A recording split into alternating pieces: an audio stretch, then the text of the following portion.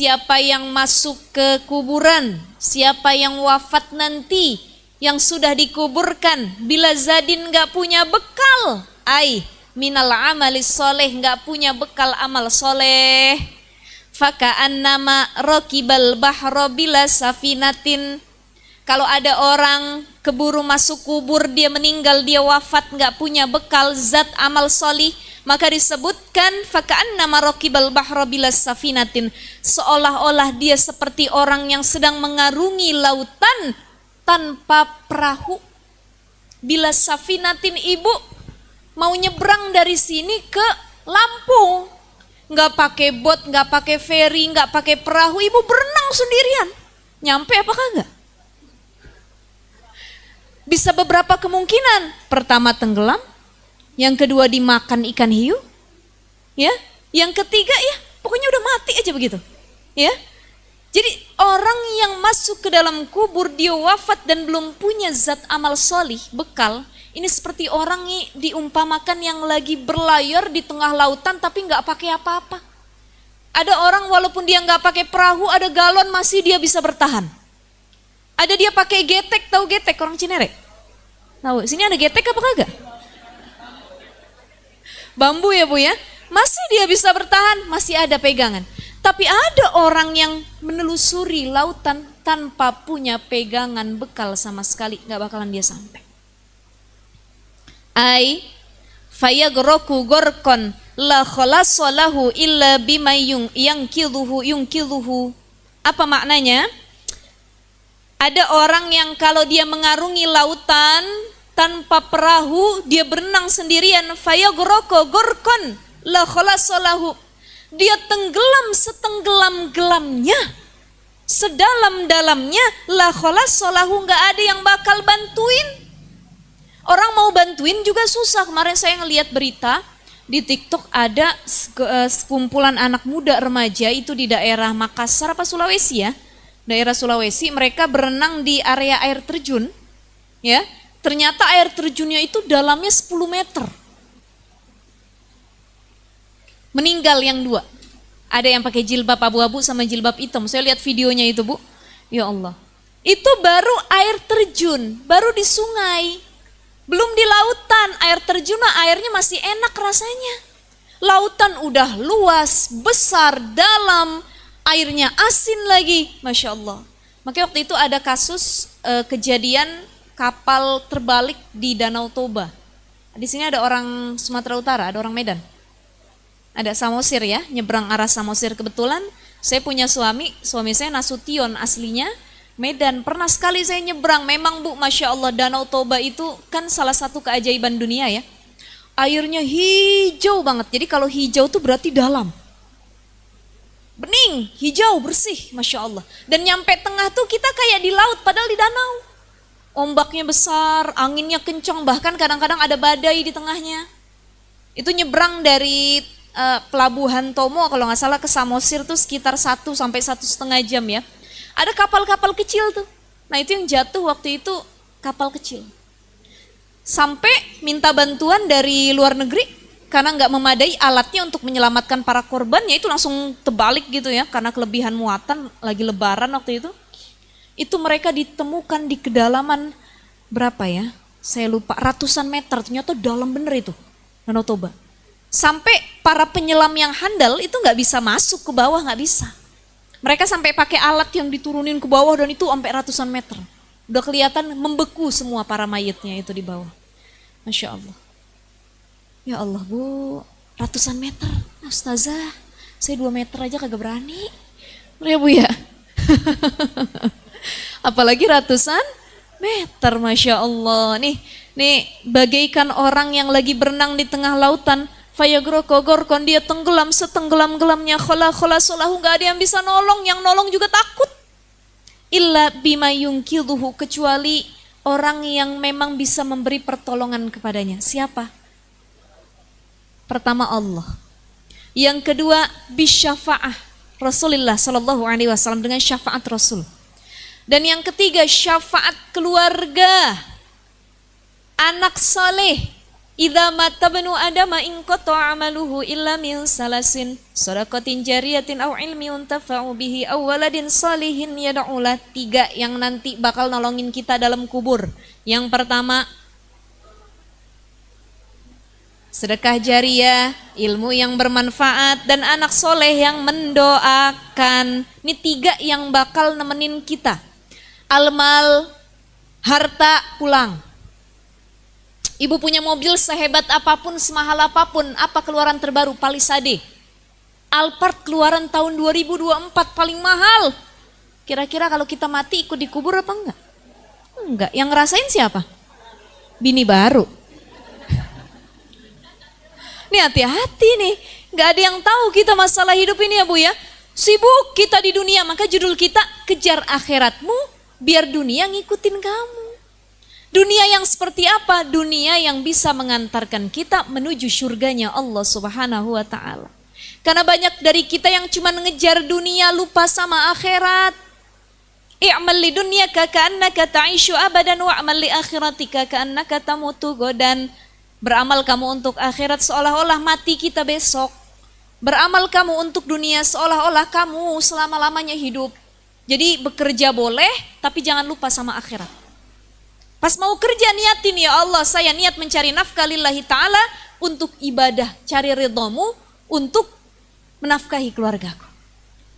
Itu semua tuh niatinnya karena Allah, buat amal soleh, buat ibadah. 3 cuman yang ikut.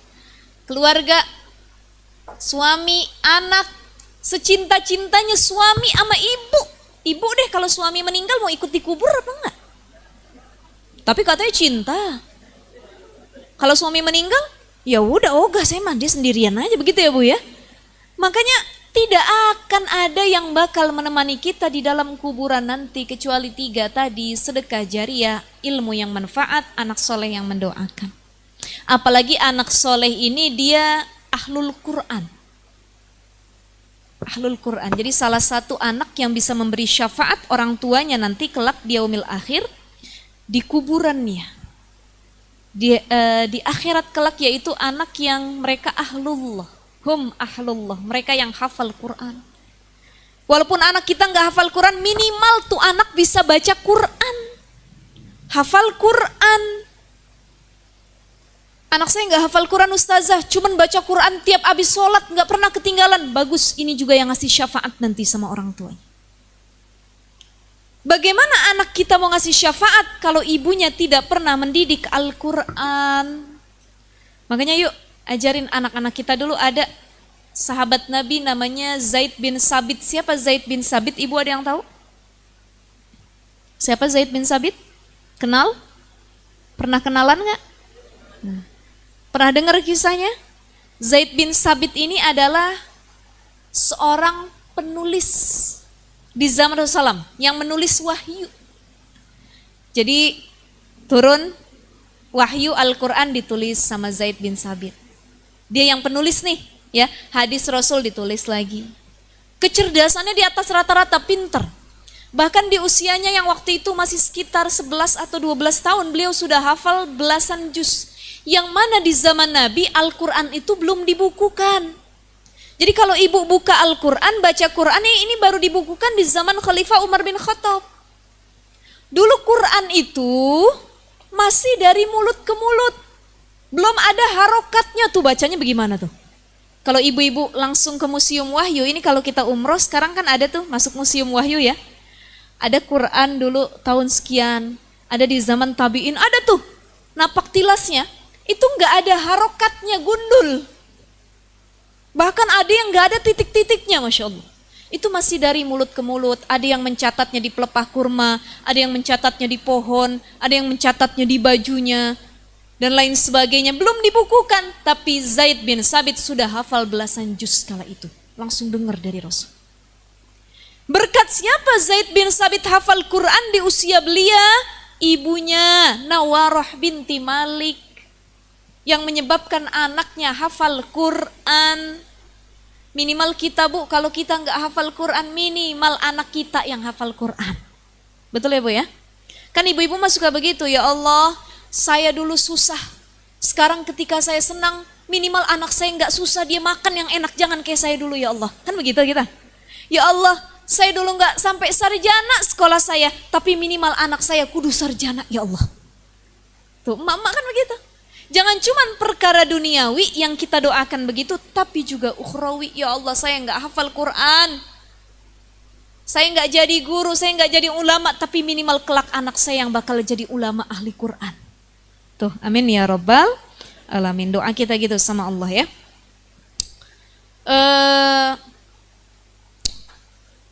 Bima yungkiduhu, jadi yang ngasih syafaat itu apa? Satu, rahmat Allah, Allah yang nolong. Yang kedua, syafaatnya Rasul. Ketika kita lagi tenggelam nanti di dalam kubur tuh, gak ada yang nolongin Bu, kita mau teriak-teriakan segimanapun gak ada yang nolong. Makanya kalau kita habis nganterin mayit di kubur, itu boleh berlama-lama tuh. Kenapa? Sebab kalau keluarga dan orang yang mengantarkannya sudah balik meninggalkan kuburannya, datang malaikat. Di situ mulai deg-degan. Ditanya, man rabbuka, man nabiyuka. Kalau tadi belum tuh, belum datang, masih ada keluarganya. Ketika dia sudah sendiri, baru ditanya apa yang kamu lakukan, bagaimana amal solih kamu, sudah siap azab-azab yang lainnya di dalam kubur ya Allah. Mudah-mudahan kita semua terhindar dari azab kubur ya Allah. Ya, salah satu keutamaan orang yang terhindar dari azab kubur adalah mereka yang wafat husnul khatimah, meninggal pada hari Jumat atau malam Jumat salah satunya. Ini hari apa Bu? Senin, berapa hari lagi? Ada yang minat apa enggak? Nanti aja Ustazah gitu ya Bu ya. Masya Allah. Mudah-mudahan kita dihindarkan dari azab kubur. Dulu Nabi SAW, ini berarti benar perumpamaan ini, faka'annama raqibal bahra bilas safina. Karena orang dalam kuburan itu lagi tenggelam minta pertolongan, ya Allah tolong saya ya Allah.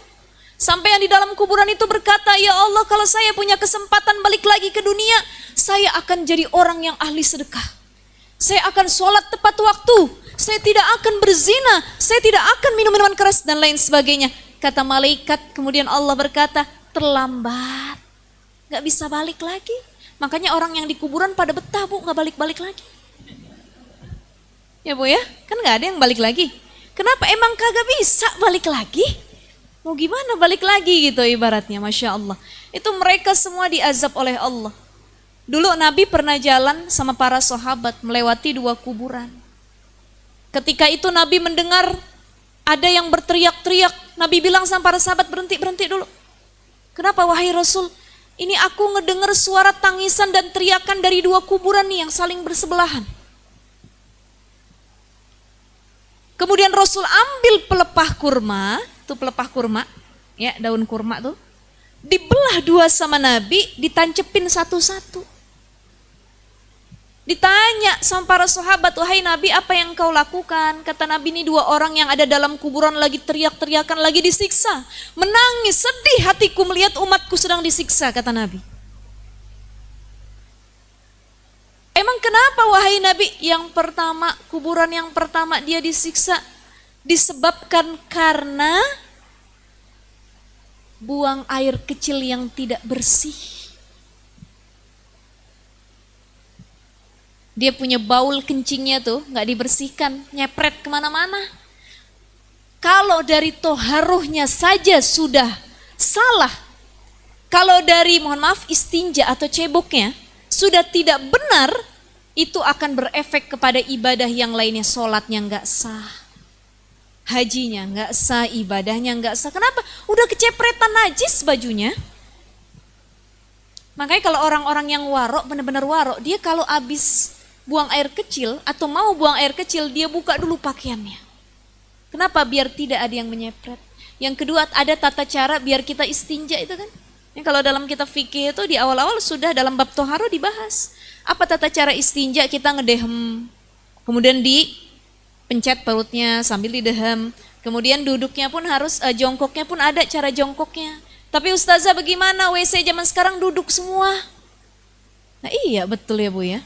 Boleh-boleh saja duduk dengan catatan tetap didehem dan dibersihkan perutnya, dipencet gitu, biar keluar kotorannya semua. Karena banyak sekali yang dia belum tuntas kencingnya. Ketika sholat mau sujud, mau ruku, Allahu Akbar, keluar. Ya. Tapi bisa kita bedain, Bu. Kalau keluarnya itu ada tekanan, kita merasa ada tekanan, berarti itu air kencing. Batal sholat kita. Tapi kalau kita merasa basah pakaian dalam kita karena keluar dan keluarnya itu bukan ada tekanan, cuman kayak basah aja, bisa jadi itu sisa air yang masuk ke area alat vital kita.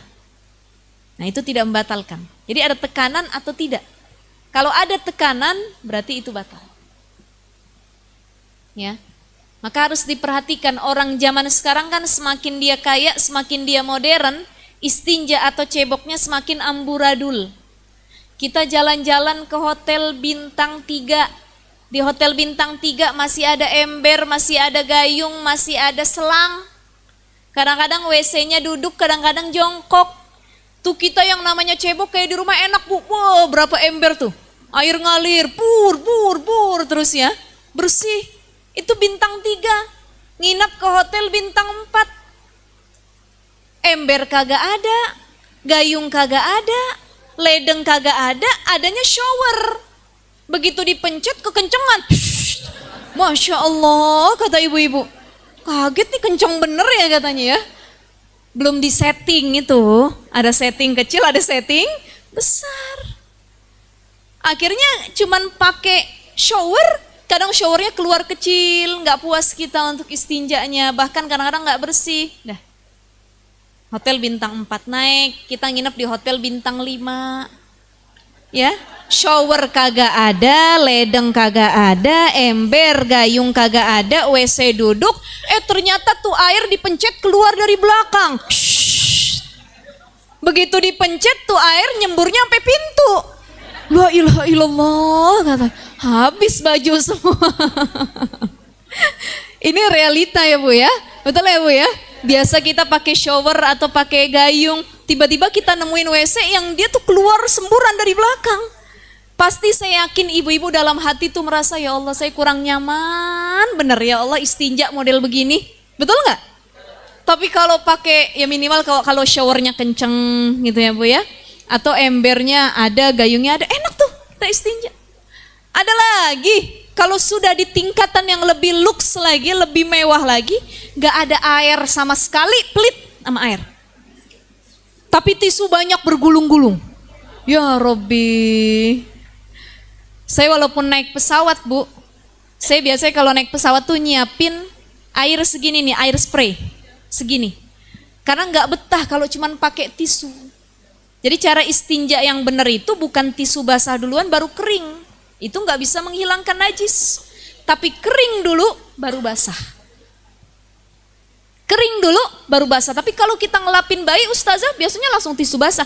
Kan bayi mah belum ibadah, belum sholat dan lain sebagainya. Tapi kalau kita tidak bisa menghilangkan zat najis tersebut, maka bersihkan dengan tisu kering dulu, udah hilang. Baru kita hilangkan dengan tisu basah kalau tidak ada air. Tapi kalau saya lebih prefer, saya lebih suka ada air ya. Bahkan istinja yang baik itu air campur batu. Pulang dari sini ibu mampir lu ke kali mana gitu cari batu-batu kecil. Ya. Karena afdolnya itu kalau dalam babut toharoh tentang pembahasan istinja yang baik itu batu dicampur dengan air. Tapi kalau cuman ada air tidak apa-apa. Kalau cuman ada batu ustazah ya nggak apa-apa juga. Cuman saya rasa-rasanya masih nyisa aja begitu ya Bu ya. Ini bahasan fikih ya Bu ya. Oke, nyampe mana tadi kita tuh? Jadi kata Nabi yang pertama yang lagi disiksa adalah mereka yang buang air kecilnya tidak bersih, istinja atau ceboknya amburadul, nggak bersih. Masya Allah, ternyata diazab dalam kubur. Dari hal sepele, buang air kecil yang nggak bersih, buang air besar yang tidak bersih, ngaruh kepada ibadah lain. Yang kedua kata Nabi, wa amal akhar fakana bin namimah. Yang satu lagi nih yang disiksa dalam kubur yang lagi teriak-teriakan minta tolong adalah mereka yang selama hidupnya rajin mengadu domba, bermuka wah bisa 3 bisa 4 juga, tergantung keadaan. Kalau di sini muka yang pertama, sini yang kedua, sini ketiga, keempat, pinter, sesuai suasana. Ini orang yang rajin mengadu domba, berbicara di depan lain, di belakang lain, hobinya membuat kericuhan. Kata Nabi, nih yang disiksa di dalam kubur. Sekali lagi, la khalasalahu, nggak ada yang nolongin. Illa bima yungkiduhu, kecuali bagi yang bisa menolong anak-anak yang jadi anak-anak soleh. Bisa narik kita nanti, ngebebasin kita dari azab kubur. Anak soleh yang dia hafal Quran, anak soleh yang bisa baca Quran, anak soleh yang bisa mengirim doa, fatihah, sedekah buat orang tua. Maka kalau ada yang nanya, Ustazah boleh nggak kita bersedekah atas nama orang tua yang sudah meninggal? Boleh. Boleh nggak Ustazah saya berbuat baik atas nama orang tua yang sudah wafat? Boleh. Boleh nggak Ustazah saya kirim doa sama orang tua, kirim fatihah? Boleh. Karena tahu nggak ibu-ibu sekalian, ternyata mayit itu di dalam kubur itu berebutan kalau ngambil kiriman. Jadi kiriman doa, fatihah itu kayak makanan buat mayit di dalam kubur. Kita baca Fatihah. Ala hadhihi wa ala kulli niyatin khususon. Kita khususon nih, ya. Kita sebutin misalnya Fatimah binti Ahmad. Itu kan berarti khusus nih buat emak kita, buat ayah kita. Tapi ketika kita bilang khususon wali jami'il muslimina wal muslimat wal mu'minina wal mu'minat al ahya'i minhum wal amwat. Kita bilang semua muslim dan muslimat dikirim tuh ke alam barzah, ke alam kubur, berebutan mereka. Ibarat kita nih ada ibu-ibu bawa nasi kebuli, cuman satu tampah, yang makan segini orang, rebutan. Kadang-kadang ada yang tidak kebagian. Tapi ketika kita ngirim langsung sama orang tua kita, kita yang doa anaknya langsung, makanya rugi orang tua yang meninggal, anaknya nggak bisa ngaji, anaknya nggak pernah ingat, anaknya nggak pernah ngirim doa, bacaan Quran, Fatihah kepada orang tuanya. Ini orang tua yang rugi. Jadi orang tua yang rugi itu bukan orang tua yang anaknya tuh nggak sukses perkara dunia, bukan. Tapi anak yang tidak sukses perkara akhirat, itu yang disebut dengan orang tua yang rugi. Anak saya nggak nyampe S1, S2 Ustazah, nggak apa-apa, tapi hafal Quran nggak hafal, ibu tidak rugi secara akhirat. Anak saya S3 Ustazah, sekolahnya tuh di Oxford, Harvard, apalagi ribet bener nyebutnya ya Bu ya. Di luar negeri dapat beasiswa. Oh Masya Allah Ustazah, pokoknya pinternya bukan main. Bisa ngaji? Nggak bisa Ustazah. Nutup aurat? Enggak juga Ustazah. Kita cuman untung di dunia tapi rugi secara kehidupan akhirat. Ya. Makanya ini yang harus jadi muhasabah, self-talk. Renungan diri, ya Allah, ya Allah. Saya jadi orang tua udah berhasil nggak mendidik anak saya cinta sama Al-Quran, dekat sama Allah. Karena takutnya kita keburu meninggal tapi nggak ada yang ngedoain kita Bu. Lah kalau saudara, paman, bibi, ponakan mana inget-inget sama kita Bu. Kan yang inget siapa? Anak sendiri. Tapi banyak anak juga yang lupa sama orang tuanya. Ya Rabbi, makanya yang bisa nolong adalah doa anaknya. Anaknya berdoa, Allahumma ja'al kuburahum rawdah min riyadil jannah wala taj'al kuburahum hufratan min hufarin niran. Dia doain setiap habis sholat, Rabbighfirli wali walidayya warhamhuma kama rabbayani shaghira. Ya Allah, ampuni dosa orang tuaku ya Allah yang sudah tiada, jadikan kuburnya rawdah min riyadil jannah, taman surga ya Allah. Ini doa anak khusus sama orang tuanya. Ya, ada anak yang kagak bisa ngaji, boro-boro ngaji, baca Yasin aja dia kagak bisa. Jadi ketika orang tuanya meninggal, ini mayatnya lagi ada di ini, dia setelin tuh YouTube. Yasin, wal Qur'anil Hakim, yang dapat pahala YouTube. Bukan dia, ya. Maka yang harus dilakukan adalah bagaimana kita punya syafaat kelak, salah satunya adalah pertolongan dari anak yang solih dan solihah. Kejar akhirat, kita bilang sama anak-anak kita, nak, dunia sementara cuma tempat singgah nak. Kita ibarat mau jalan, tujuan kita kemana? Mau ke puncak Bogor, kita berhenti di SPBU Sentul. Itu berhenti kita, dunia. Tujuan akhir kita puncak akhirat. Jadi ngapain kita berhenti di pom bensin? Ngisi bensin, numpang kencing doang di situ. Ini dunia ngapain? Mencari ridha Allah, numpang sebentar, numpang lewat. Makanya nggak ada yang kekal, capek ngejar dunia, ngumpulin harta. Alhaqumut takasur hatta zurtumul maqabir. Saya sama suami Bu, kalau lagi itu suka merenung ya. Kebetulan kita berdua sama-sama penceramah ya Bu ya. Jadi kalau penceramah sama penceramah nih ngomonginnya pasti kalau nggak hadis Quran. Bareng-bareng kalau nggak saling bertengkarnya ngomongin begituan ya. Begini. Asal kita salah satu punya keinginan misalkan. Saya ngomong sama suami, ya namanya istri kan kadang-kadang punya keinginan ya Bu ya. Betul nggak Bu? Mau dia ustazah, mau dia bukan ustazah kan semua punya keinginan. Saya bilang sama suami, Abi kenapa? Kayaknya Uma pengen beli tas yang model begini, Bi, kayaknya. Emang berapa harganya? Segini. La ilaha illallah, kata suami saya. Bagus buat yang lain dah. Ketika saya berbicara keinginan saya pengen ini, suami saya langsung mengutarakan ayat Allah yang tadi. Alhaakumut takasur hatta zurtumul maqabir. Uma, berapa lama lagi sih kita hidup, kata suami saya. Akhirnya saya yang tadi mau beli kagak jadi Bu. Kagak pernah jadi. Karena setiap mau beli diajak merenung. Alhaakumut takasur hatta zurtumul maqabir. Bermegah-megahan itu enggak Allah sukai. Buat apa sih? Kita coba, kata suami saya, lihat mana yang kebutuhan, mana yang prioritas, mana yang cuman keinginan. Jadi yang bedain kebutuhan dengan keinginan tuh apa? Kebutuhan itu benar-benar butuh. Coba lihat 3 kali ibu-ibu mau beli jilbab di Shopee, udah demen bener tuh sama jilbab. Dimasukin keranjang tapi kagak dibeli-beli. Yang pertama duitnya kagak ada, nunggu duitnya ada. Yang kedua mikir lagi manfaat apa enggak ya. Ini kerudung warnanya hijau, perasaan hijau udah 5 biji di lemari ini. Oh beda nih, yang itu hijau tua, ada hijau muda, nih hijaunya hijau lumut. Kan perempuan begitu, ribet bener. Masalah hijau aja beda, pinknya beda, abu-abunya beda ya. Masya Allah, ini masalah di situ nggak kelar-kelar. Ketika mau beli kita lihat lagi di keranjang. Saya yakin ibu-ibu kalau ada sesuatu di keranjang dilihat bolak-balik. Masih ada stoknya gitu ya. Sama kita Bu ya, begitu juga. Jadi ketika kita lihat ini prioritas, keinginan atau kebutuhan. Jadi kalau cuman keinginan, kita lihat sampai 3 kali berulang-ulang bahkan lebih, baru kita bertanya dalam hati, butuh atau enggak, manfaat atau enggak. Oh enggak, manfaat cuman buat gaya, nggak usah dibeli. Tapi ketika berkali-kali kita lihat, harus ganti handphone baru, butuh apa enggak, melihat handphone lama, oh udah rusak nih, butuh kayaknya nih, ya. Jadi harus dilihat berkali-kali dan renungin ayat tadi. Pokoknya saya sama suami kalau punya keinginan begitu. Suami saya juga begitu Bu, asal dia mau beli ini, Uma kayaknya Abi mau beli ini. Alhaakumut takasur hatta zurtumul maqabir kalla saufa ta'lamun. Nggak jadi. Ya sama saya juga gituin, Abi berapa lama lagi sih kita hidup, udah nggak jadi dah, saling nggak jadi kalau gitu ya.